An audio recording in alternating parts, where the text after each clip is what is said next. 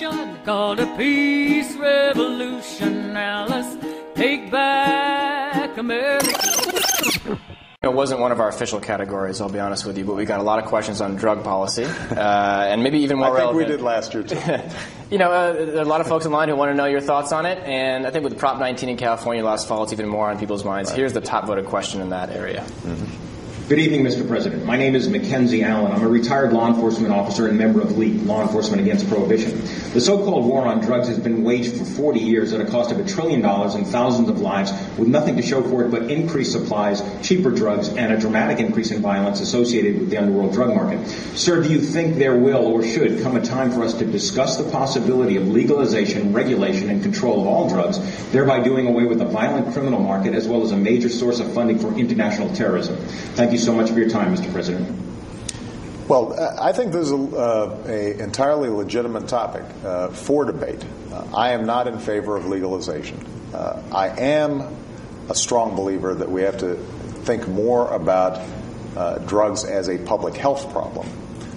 When you think about other damaging activities in our society, smoking, drunk driving, making sure you're wearing seatbelts. Mm-hmm. Typically, we've made huge strides over the last 20, 30 years by changing people's attitudes.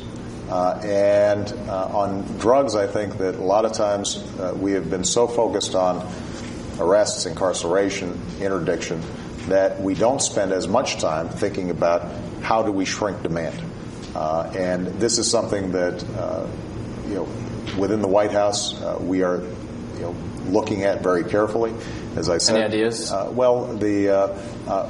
Some of this requires shifting resources, being strategic. Where does it make sense for us to really focus on interdiction?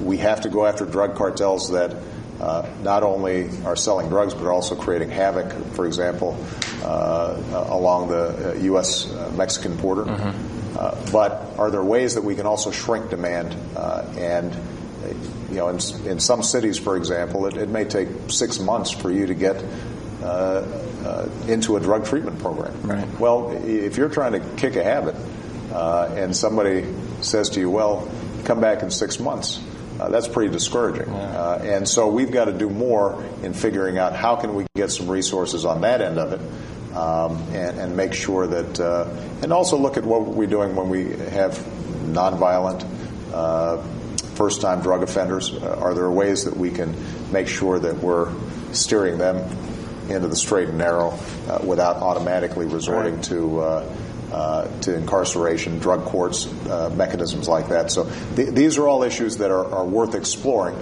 and worth a serious debate.